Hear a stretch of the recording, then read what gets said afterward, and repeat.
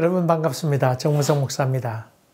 하나님의 은혜가 여러분과 가정에 충만하기를 주의 이름으로 간절히 기원합니다. 기도하겠습니다. 은혜로우신 주님 감사합니다. 저희 마음 가운데 믿음을 더하여 주시어서 세상을 힘있게 살아가는 저희들 되게 하여 주시옵소서. 예수님 이름으로 기도하옵나이다. 아멘. 오늘 우리에게 주신 하나님의 말씀은 창세기 31장 1절부터 16절까지인데 제가 13절부터 16절까지 봉독하겠습니다. 나는 베델의 하나님이라. 내가 거기서 기둥에 기름을 붓고 거기서 내게 서원하였으니 지금 일어나 이곳을 떠나서 내 출생지로 돌아가라 하셨느니라. 라헬과 레아가 그에게 대답하여 이르되 우리가 우리 아버지 집에서 무슨 분깃이나 유산이 있으리요. 아버지가 우리를 팔고 우리의 돈을 다 먹어버렸으니 아버지가 우리를 외국인처럼 여기는 것이 아닌가. 하나님이 우리 아버지에게서 취하여 가신 재물은 우리와 우리 자식의 것이니 이제 하나님이 당신에게 이르신 일을 다 준행하라. 열심히 일을 마치고는 떠나기로 결심하게 됩니다. 두 아내를 구하기 위하여 7년 14년, 그리고 자기 외삼촌 라반을 위하여 6년 동안 열심히 일했습니다. 고생했습니다. 그리고는 많은 양떼를 또 낙대도 얻고 모든 것을 많이 얻었습니다. 그가 떠나온 지 20년 세월이 흘렀습니다. 그런데 시기하는 사람들이 있었습니다. 그것은 라반의 아들들이었습니다. 아마도 야곱이 하는 것, 약속대로 얼룩거룩하고 점 있는 그런 양떼가 늘어나게 되고, 흰 양 이런 것들은 늘지 않게 된 것을 아마 느끼게 돼서 훔쳐갔다고 생각하게 되었습니다. 여러분, 늘 그렇듯이 모함하는 사람은 멀리 있는 사람이 아닙니다. 멀리 있는 사람이 관심도 없잖아요. 근데 모함하는 사람은 늘 주변에 있는 법입니다. 여러분, 공모해가지고 도적질 하잖아요. 근데 그렇게 막 수색 많이 하지만은 정보는 늘 공범자들 입을 통해서 나옵니다. 다시 말하면 물건 훔쳤습니다. 분배할 때 공평하게 분배가 되지 않습니다. 더 수고한 사람도 있고 덜 수고한 사람이 있는데 더 수고했지만은 적게 주면 그것 때문에 원망하게 되고, 그래서 잡지 않아도 자기들 내분으로 말미암아 서로 고발하게 된다고 하는 얘기도 들었습니다. 여기에 온갖 루머가 퍼지게 되고 자기 아버지 재산을 약탈해 간다, 그런 얘기까지도 듣게 됩니다. 그래서 더 안색이 변화되는 것을 이 야곱이 낌새를 알아차리게 됩니다. 또 라반, 외삼촌 라반도 자기를 대하는 태도가 암마해도 또 좀 이상한 것을 눈치채게 되지요. 그래서 이렇게 있어야 되나 고민하던 중에 하나님께서 나타나셔서 고향으로 돌아가라, 너희 조상에게로 돌아가라, 그렇게 이야기해 주게 되지요. 야곱은 그 하나님의 나타나심을 보고는 두 아내를 들로 불러드립니다. 여러분, 낱말은 새가 듣고 낱말은 쥐가 듣는다는 말이 있잖아요. 이 들로 불러냈다고 하는 말은 도저히 라반을 믿을 수가 없다, 그런 이야기이기도 합니다. 저는 그 첩보전 이런 것도 좀 재밌게 보는 셈인데, 이 스파이들이 접선하는 장소 가운데 하나는 뭐냐면 아무도 없는 들판, 집안에서 하지 않고, 집안에는 도청장치 되는 경우도 있고 여러 가지 있으니까 거기 있지 않고 들판으로 나가서 거기서 이야기를 주고받는다고 합니다. 그렇게 한대잖아요. 다시 말하면 누가 들을까 봐 조심스러워서 거기 가서 소곤소곤 얘기한답니다. 여러분 여기에 이 두 아내를 거기 불러내고는 자기 오빠들 그리고 자기 아버지 라반 안색이 변한 얘기를 그 아내에게 이야기하고 그리고는 하나님께서 찾아오신 얘기도 거기서 하게 됩니다. 그리고 그 자기 아내들에게 야곱이 얘기하기를 내가 최선을 다해서 했지만은 이 라반이 싹쓸 10번이나 변개한 얘기를 하게 됩니다. 이 얘기를 했던 것은 아마도 야곱이 아내들로부터 동의를 구하고 아내부터 좀 당신도 알지 않냐고 그래서 아마 위로를 좀 받고 싶은 생각도 있었겠지요. 자기의 정당성을 자꾸 주장하면서 아내의 동의도 구하기도 하고 그렇게 이제 들판에서 얘기하게 되는데 그러면서 자기 그 라반이 그렇게 싹쓸 변개했지만은 하나님이 막아주셨다. 그 얘기를 여기서 7절에 하고 있지요. 그리고 점 있는 것, 얼룩무늬 있는 것, 이런 그 양이나 염소 그런 것들을 하나님께서 라반의 것을 뺏어 나에게 주셨다. 그 얘기를 합니다. 그 야곱이 한 말이지요. 하나님께서 라반의 것을 뺏어서 주셨다. 이 뺏어 줬다고 하는 말은 무더기로 그냥 하나 둘 불어난 게 아니고 그냥 그 때를 몰아오다시피 훔쳐오다시피 그렇게 하나님께서 인도해 주셨다. 급속한 자산 증가 그것을 얘기하고 있지요. 그래서 하나님께서 복을 주셨는데 엄청나게 복을 그냥 부어주셨다. 그 얘기를 합니다. 그리고는 꿈에 하나님께서 말씀하시기를 내가 라반의 행위를 보았다. 그렇게 하나님께서 말씀해 주십니다. 이 말은 이 억울해 있는 야곱에게 하나님께서 그 참 위로 말씀을 하고 있지요. 억울해하고 분해하고 있는 라반에 대해서, 야곱에 대해서 야 내가 보고 있다. 그러면서 큰 위로를 줬다 그 말이죠. 하나님은 참 좋으신 분이세요. 여러분 야곱도 저 꼼수도 부리면서 했잖아요. 그렇지만 야 내 꼼수 부린 거 생각 안 해야 그렇게 하지 않고 하나님께서 야 내가 라반에 하는 것도 봤다. 물론 라반도 택도 없는 사람이잖아요. 그렇지만은 어쨌든 위로하는 모습을 봅니다. 그리고 또 하나님께서 하신 말씀 가운데는 나는 베델의 하나님이다. 내가 20년 전에 나에게 올 때 너를 만났던 하나님 아니냐. 네가 서운했던 것을 생각해 보아라.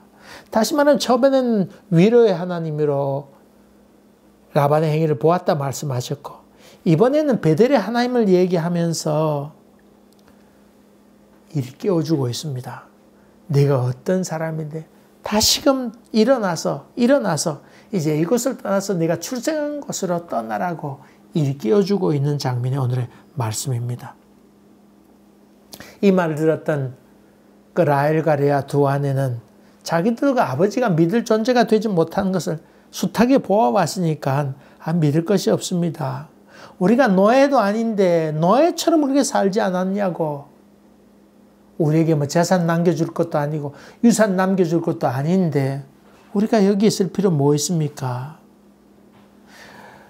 라헬과 레아 우리를 팔아가지고는 지참금으로 아버지가 많이 갖고 있었는데 그것도 사실은 지참금이었으면 우리한테도 줘야 될 텐데 우리는 쥐뿔도 없이 아무것도 주지도 않고 우리를 외국인처럼 이방인처럼 그렇게 취급하는 것이 과연 옳은 것인가? 암만 생각해도 화가 납니다. 막 그렇게 얘기했겠지요. 사실 아버지 갖고 있는 것도 다 당신이 그저 수고해서 이렇게 된 거고 당신 지참금으로 얻은 것이지 뭐 있나? 이렇게 얘기하면서 같이 떠나자고 얘기합니다. 우리 아버지는 앵벌이 아버지입니다. 앵벌이. 우리 팔아가지고는 자기 재산 증식이 나는 그런 아버지다고 그렇게 얘기하게 되지요. 그러면서 떠나려고 합니다. 여러분, 종종 우리가 이주에 가는 경우도 있어요. 이사에 가는 경우 있는데, 흔히들 예수를 잘 믿는 사람 속에 기도파라고 하는 사람들은, 이거 기도의 응답으로 하나님 뜻으로 알고 이사 간다. 그런 얘기를 하는 것을 종종 듣습니다. 하나님께서 시켜서 하는 것이다. 그런 얘기를 종종 하지요. 여러분, 할 수만 있거든 그런 얘기 안 하는 게 좋아요. 하나님 뜻이 있어서 여기 가라고 그래서 갑니다. 그렇고는 보따리 싸가지고 왔는데, 그 목사님이 극진하게 잘 준비도 하고 필요한 것들 채워주고 이렇게 했는데, 2주가 되어서 하나님께서 떠나랍니다. 그러면 또 훌렁 떠나버리는 그런 사람, 이런 걸 보고는 황당하다 그러지요. 참. 그러면 하나님 뜻이라고 한 말을 쓰지 말아야 될 텐데, 하나님께서 이삿짐 다 옮겨가지고 다 오게 됐는데, 얼마 되지 않아서 그냥 또 옮겨가라고 그렇게 말씀하시는 하나님입니까? 너무 상식이 없는 얘기를 하죠. 자기 감정, 자기 기분을 하나님의 뜻이라고 동의시하는 것, 이런 것들, 하나님의 이름으로 얘기하는 것, 이런 것도 다 망령된 이야기입니다. 그냥 냉정하게 그냥 판단했어요. 내가 냉정하게 생각해 보니까 이렇게 가는 게 옳겠다 생각했는데, 생각해 보니까 좀 아닌 것 같습니다. 그렇게 하면 오히려 나은데, 올 때는 하나님의 뜻이라고 그랬다가, 말도 안 되는 얘기로 또 훌쩍 떠나버리는 무책임한 사람들, 이런 것들이 사실은 신앙이 아니지요. 하나님께서는 역사하실 때에, 몰아가실 때에 주변에 있는 사람 시기와 질투, 또 그 사람이 감당기 힘든 그런 여러 가지 어려운 일, 이런 것을 주변적인 환경을 통해서 하나님의 뜻을 이루어갈 때도 있죠. 옳습니다. 그래서 하나님께서 떠밀 때가 있습니다. 그럴 때 있죠, 여러분. 그런 환경적인 요인으로 해서 떠밀 때가 있습니다. 또 어떤 경우에는, 내가 이만큼 했으면 내가 이젠 더 이상 할 것이 없다. 더 이상 내가 미련둘 것이 없다. 내가 할 만큼 했다. 그렇게 해서 한계를 느끼게 하거나 아니면 자기의 최선을 다해서 이제 떠나게 되는 그런 경우도 있죠. 하나님께서 그런 환경적인 요인을 통해서 역사할 때도 있습니다. 뿐만 아닙니다. 하나님께서는 어떤 환상과 계시, 이런 하나님의 계시적인 인도함도 있지요. 하나님께 꿈에 나타나거나 부인할 수 없는 생생한 꿈이나 환상을 보여주셔서 가도록 하는 경우도 있잖아요. 여러분, 그것도 부인하면 되지 않아요. 그런 것도 실제로 많이 있습니다. 그럴 땐 지체치 않고 떠나야 되겠죠. 여러분, 종종 우리 막다른 골목이 임하게 되면 보따리 싸고 가야 되겠다, 그렇게 생각하는 사람도 있는데, 막다른 골목이 임했을 때에 하나님께 간절히 기도하세요. 이것을 이겨내야 될 때인가, 아니면 이제 그쯤 했으니까 피해서 도망가야 될 때인가, 떠나야 할 때인가, 그것을 하나님께 기도하면서 선택하는 것도 참 귀한 일이지요. 어쨌든 간에 이 하나님의 그 지시, 인도하심을 받아서 계시적인 인도하심, 그리고 환경적인 요인으로 인해서 그는 떠나야 되겠다고 결단하게 되지요. 하나님이 찾아오셨다고 하는 것은 야곱에게 있어서 그가 잊고 있었던 하나님의 약속, 그리고 자기가 서원했던 것, 하나님께 내가 순적히 돌아오면 이렇게 단을 쌓겠다고 했던 그 약속을 생각나게 하는 이 베들의 사건을 하나님께서는 얘기하죠. 신학교 갔더니 여러 종류의 부르심을 받은 사람이 있었습니다. 어떤 분은 이렇게 해서 오게 됐다, 전 이렇게 했는데, 그 당시 제가 대충 우리 통계 낸 거 보니까 50% 이상이 어릴 때 서원한 사람들이 많이 있었습니다. 서원해서. 그래서 학원 강사하다가, 아니면 선생님 하다가, 영어 선생님 하다가, 아니면 다른 사업하다가, 쫄딱 망해서 온 사람도 있었지만은, 그렇지 아니하고 잘 되는데, 그때 그 서원했던 게 생각나서 오게 되었다. 그런 사람도 있었습니다. 그래서 나이 많이 들어서 하나님 앞에 돌아온 사람도 많이 보게 되었습니다. 다시 말하면 옛날 주셨던 하나님의 놀라운 은총, 그것을 생각하면서 자기를 다시금 돌아보게 되는 겁니다. 야, 그분이 나타나셔서 내가 너를 돌아오겠다. 그렇게 약속하신 하나님. 야, 내가 보잘것없어서 지금 외삼촌 집으로 도망가고 있는 마당인데 하나님께서 나타나셔서 음성으로 들리시면서 내가 너가 돌아오기까지 너를 떠나지 아니하겠다. 내 가치를 인정해 주신 하나님. 그것을 돌아보게 됐다고 하는 것입니다. 아, 내가 이러고 있을 존재가 아닌데 내가 지금까지 이렇게 살아왔구나.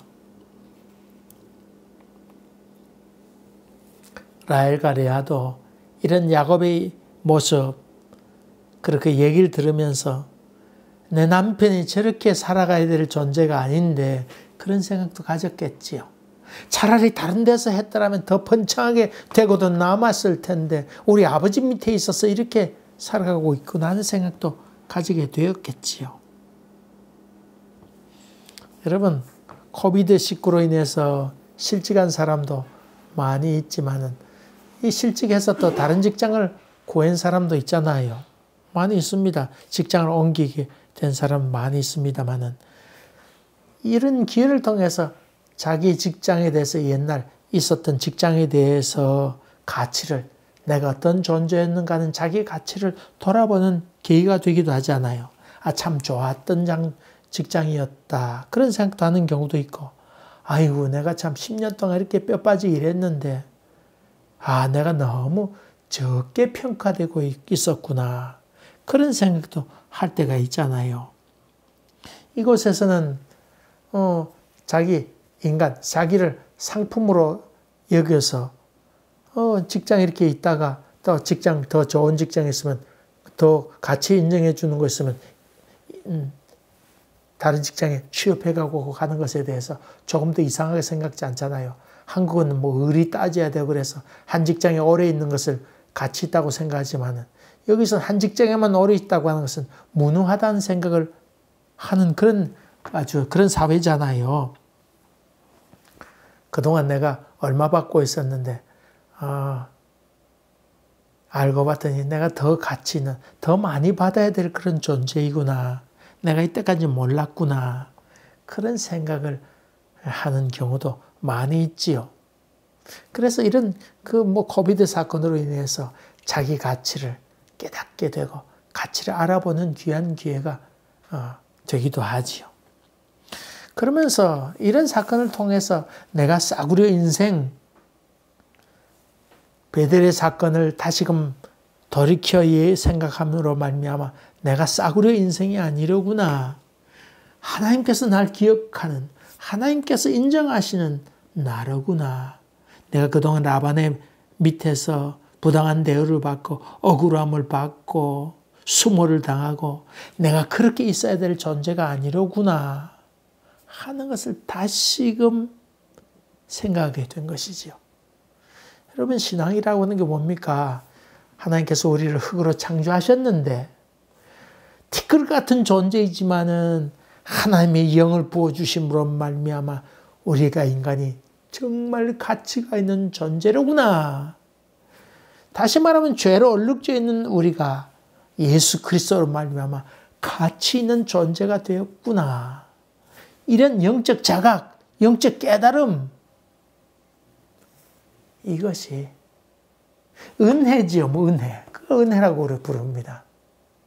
예전에는 아이고 내가 뭐 쓸모 있는 존재인가 그래서 낙심하고 우울하게 지냈던 사람들이 예수를 뜨겁게 만남으로 말미암아 내가 이러고 있을 때가 아니지. 내가 이 나이에 이러고 있으면 되겠나. 나이가 무슨 상관이야. 하나님께서 새로운 세계를 나에게 펼쳐주실 것이야. 이런 세계지요. 갈렙, 내가 나이가 많지만은 하나님께서 약속한 것이 있습니다. 이 산지를 내게 주소서. 그런 고백이 나오게 되는 것이 곧 신앙의 열매지요. 열매입니다. 저는 사실 이 장면을 바라보면서 참 대단한 사건이다. 굉장한 자각의 사건이다. 그렇게 생각합니다. 자기 고향으로 돌아오도록 하는 결심을 합니다. 이런 점 본다 그러면 라반의 노예처럼 살았던 야곱이 이젠 난 더 이상 거기 있지 않을 거야. 영적인 자유함을 찾아서 출발하게 되는 결정적인 사건인 것을 봅니다. 자포자기하고 눌러 살만도 합니다. 아니 내 인생이 뭐 그런 것인데 뭐 그래도 뭐 두 아내를 얻고 자식도 이만큼 낳게 되니까 여기가 좋다. 그냥 살자. 그냥 눌러 살자. 여러분 그런 말 있잖아요. 조금만 비겁하면 온 가족이 편하게 살 수 있다. 그렇게 생각하지만은 야곱은 그렇게 생각지 않습니다. 이전에 베델에서 하나님께서 일방적으로 찾아오셨던 사건이 베델의 사건입니다. 나중에 야곱이 약복강가에서 씨름하는 장면은 나오게 되는데 이런 일방적으로 찾아온 사건과 야곱이 약복강가에서 씨름하는 사건이 이 큰 사건으로 알고 있지만은 오늘 이 사건, 이 외삼촌 집에서 그 가족들과 함께 떠나고자 하는 이 사건은 하나님께서 보여주심에 대한 자기의 행동을 드러낸 사건이기에 아주 중대하고 큰 사건이다. 도중에 다 잃어버린다 할지라도 나는 이제 떠날 거야 하는 귀한 자각의 시간. 내가 이렇게 바보처럼 살았구나. 그냥 내가 이렇게 참고 살았구나. 그렇다고 어떻게 되는 것도 아닌데 내가 세상 모르고 살았구나. 내가 그냥 참고 이를 악물고 살아야 되는 줄 알았는데 그것 아니고 하나님께서 야 떠나라. 고향 땅으로 떠나라. 이제 이 베델을 생각해 내가 그러고 있을 때냐. 이런 말씀을 그가 새기게 될 때에 야곱은 거기서 박차고 일어나서 떠나고자 하게 됩니다. 야곱에 있어서 인생의 터닝 포인트가 바로 오늘의 그 사건입니다. 저는 이 사건을 보면서 하나님께서 야곱에게 너무 큰 은혜를 주셨구나.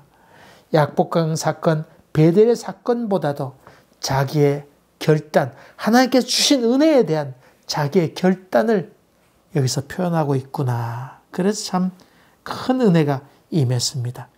여러분, 하나님 만나게 되면 자기 가치를 인정하게 되고 내가 찌질한 인생이 아니야. 난 쓰레기 같은 존재가 아니야. 이런 영적 큰 자각이 일어나게 되는 것. 이것을 우리는 은혜라고 부릅니다. 이런 은혜가 여러분 심령 가운데 충만하기를 주의 이름으로 간절히 기원합니다. 기도하겠습니다. 은혜로우신 주님, 야곱이 결단하고 매여있던 노예의 삶에서 영적 출애굽을 하고자 떠나는 장면을 배웠습니다. 우리 삶에도 주님께서 용기를 더하여 주셔서 어둡고 험한 자리에서 박차고 일어날 수 있는 결단과 은혜를 저희들에게 더하여 주시옵소서.